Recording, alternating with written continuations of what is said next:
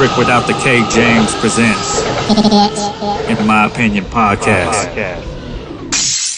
So we're talking about the COVID, and it kind of seems to me, I was raised as a young kid, I remember always hearing that bad shit came in three. And we got COVID, we have all the, what I call almost the racial wars that are going on right now with Malcolm Floyd, right? Is that the right name? George Floyd. George Floyd, I always want to get that wrong, I'm sorry. And you know, it feels to me like it's just a really weird year, and I'm waiting, what's the third hammer that's gonna drop? Trump gets reelected.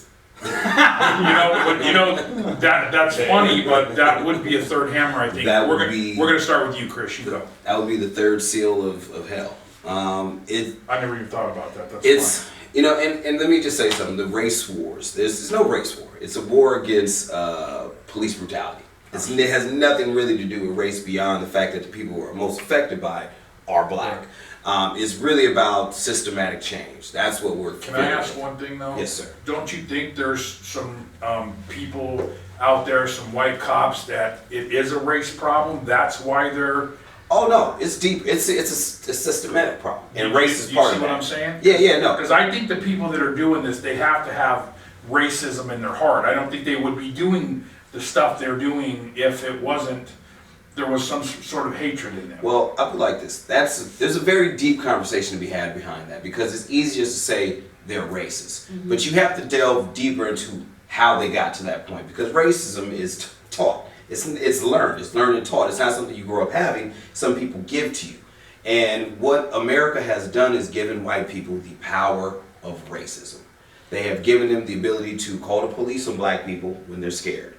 They've given them the ability to not hire black people because their names are hard to pronounce. They've given them the ability to think that because a black person is walking down the street, that they have to be questioned and know where's your, kind of like the old Nazi thing, where your papers at. We're actually going to get into all this a little bit later, but let's back to the third thing. As far as I think honestly, Trump being elected would probably be the third tragedy, because if I don't see how anybody, even the people that support him, are going through this, like Rick, we've talked about it, are going through this pandemic and seeing what's going on in the streets of their country and saying, this guy's good for our country.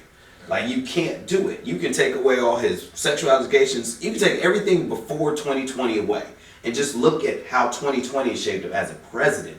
He has not done anything to unify the people, to reassure the people, to give any kind of sense of security, which is why we have Rick. And all these people are like, yo, I'm sick of this shit. Because we don't know what's going on, and we don't have anybody saying, hey guys, look, okay, we're all confused, I'm scared too, let's figure it out. He's not doing that. Instead he's saying, I'm the greatest. Look, unemployment rate's the lowest ever. Like, no it isn't, nobody's working, stupid. You know what I mean? So that would be my third tragedy. And how about you? You have a third tragedy that might happen?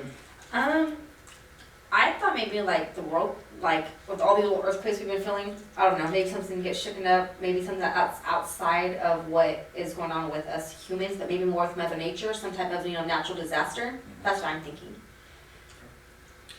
And Greg, you? With me, I think because we've had the protests, or we've had what's happened with George Floyd, COVID, I think it's going to be a big retaliation, which I think it's already kind of happening. These people getting hung in Texas, in California, so much. It's just going to be this backlash of people really, trying to assert their power, or just saying we're going to do what we want to do. But it's scary right now for people to say, these people are just committing suicide because they commit suicide like people normally do. When you commit suicide, you just do it at home, or with pills or a weapon or something like that. You don't go into the middle of a park and hang yourself from a tree for everybody to see. When did that happen? Yeah. Back in the days when they were hanging us and taking pictures. So for me, that's the third tragedy that to me it's already kind of happening right now. What about like what's going on too in the military with, Vanessa, how do they pronounce her name? Guillen or whatever that's missing? Like, however, I don't know. This may be a whole curveball, but like, I feel like our military is kind of being corrupted.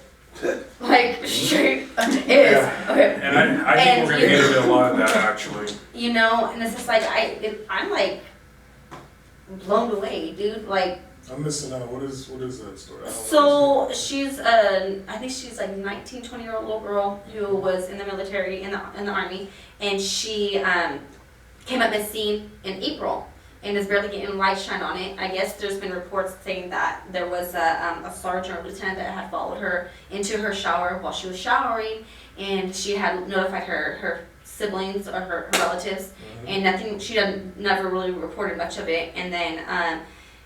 They had said she was there during roll call, and when all actuality she wasn't. And it's coming back now that there has been found foul play. So now they're saying there's foul play, and I've been following it lightly here and there because like I barely been getting sight of it, and I'm just like, holy Jesus. And like right before I came here, I saw that there was a gentleman. I can't give a name because I haven't really read much into it, but he was pimping out girls in the army. So that's what's going on. He was getting these young girls in the military and pimping them out to other soldiers. Are you thinking about joining the military? You know what? That's not. You know, I'm my own pimp. I'm sorry. Mama's So got don't to worry get- about how I make Mama's my got to money. get- So how about you? Do you have a third bomb that's Probably gonna this drop? fucking heat, bro. No. I think, as I stated on the last topic, I think it's going to be an economic crash. But I think, honestly, we need one. I think it's too fucking, at least out here in California, you know, you can make good money and still not make good money. You know what I mean? You can make 6 figures in this motherfucker and Still be middle class. and still be less than middle class. You know what I mean? Still make 6 figures and get reduced lunch at fucking school for your kids. Because the taxes kill you. So I'm, you know, not that I'm hoping for it to happen, but yeah, you know what I mean? House prices are fucking crazy. Rent is expensive everywhere in this goddamn state. Well, if It you're used not to be getting pimped you cheaper. out, we'll be good. I don't shave my Military butt. You know, he goes in I and don't goes, have a mirror. he got the mullet, people. He got the mullet. I know him and his attitude. We are gonna have to pay them. Yeah. I think what we have to keep in mind with California is we're in a special circumstance. Like you go to other states, it's not, the housing crisis is nowhere near as bad as it is here. I think what the issue is that everybody flocks to the coastal areas. Everybody flocks to the big cities, and what happened is a bunch of people flocked to the big cities, and the city didn't adapt to it. What's happening is now we're having jobs where people who do not have the training are not able to be employed. Thus, the people who are trained are able to corner the market and corner the housing market. I think actually the COVID thing is going to make our rents go down in California. I hope so. Because all these people that came to California from the flyover states, the red states, all these people that escaped from their racism and their bigotry and their family, they want to go to the liberal areas. They're realizing now, I can't be here because I don't like it here. It's too diverse for me. The fact that you can work at Google, make $100,000 a year and still be poor here, but you can take that money back to Idaho or wherever the hell you're from, work remotely and have a house. And that's what's going to happen. Because I'm noticing even in Oakland, like my friends in real estate, she said all those high-rise apartments in Oakland, she's not selling them as fast anymore. People are not coming to see them because they're like, we're getting ready to leave. We can work from home. Twitter just said you never have to come to our office again, and you can keep your job. You know, one of the things to me that's really bad too is if you're a homeowner and you buy a home in this environment, like let's say $400,000, it's not crazy to pay for a home. You're gonna pay $450 to $500 a month in taxes for the rest of your life. Another $100 for insurance, and you ain't even making a payment yet.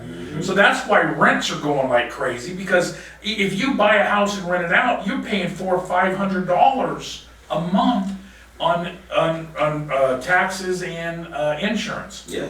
And my third thing that I think is going to drop is I kind of feel like kind of a cross between you guys in a little bit is I do kind of feel like there's going to be some racial wars.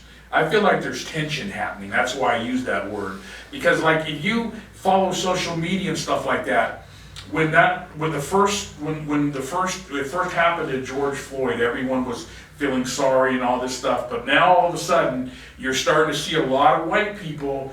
They're popping up the little digs on their Facebook. the little crap about stuff, the little jokes about stuff, the insensitive stuff. And you can kind of feel it starting to get, and I'm feeling, I was a Trump supporter before because I hate Hillary. That's the only reason, I hate Hillary, okay? That's what happened a lot. Okay, however, I feel like at the end of 2019, he seemed like he was selling pretty high. He had everything was going pretty well. He had one of the highest approval ratings in history. And then 2020, it's like the guy, he's separating us. He's not bringing us together as a country. And that's all we need. He is absolutely driving a nail between people. And I hate to say this, but actually I don't hate to say it. He was always doing that. He did that. But I didn't notice it. I'll be honest with you, I didn't notice it. And that's it. because it wasn't directed at you. And that's the problem. That's the issue with this country is if it's not directed at people, we can even just let's just talk about classism. That's something that's used in a systematic way.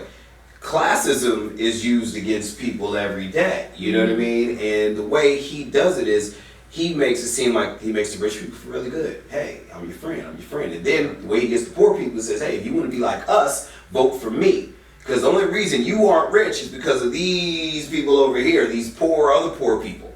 So if you want to be rich and white, vote for me. And that's what he does. And he never went in there to divide. He's a narcissist. It's like that. And that I absolutely love. It's like the bully of the gang. I just want to know, how did you miss on him being racist?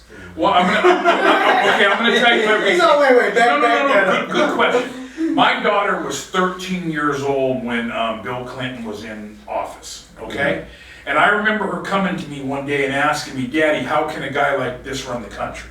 And that was going through the Monica Lewinsky thing, and where he had talked about he had raped a couple women and all that stuff.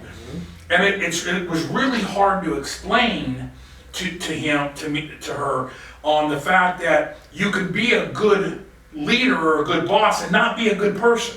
You could be a terrible person, but you could be a good boss. And so that's how I tried to sell it to a 13-year-old. Now, fast forward to this date when they were both running. I couldn't stand Hillary talking up and, oh, I'm for the women, I'm for this. Bitch, if you were for the women, you should have divorced his ass 20 years ago. If you truly wanted to make a statement for women's rights, if you truly wanted to pave the way, there would have been no stronger statement than to say, I don't give a fuck if you are the president. You will not treat me like this. You will not be like this. I divorce your ass for the entire world to see.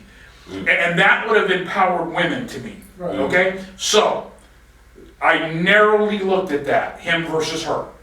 That was my narrow statement. I never looked at him as whether he was racial or non-racial. I never even got into that. I'm sorry. I was very ignorant of me. Honest. But my whole thing was I couldn't stand her. And that's why I voted for him. And it was the lesser of two evils for me. There was nothing else. Wow. Yo, it's your boy Charlie Murphy, my main man, Rick James. That's the one you think, the comedian Rick James. Get up on him.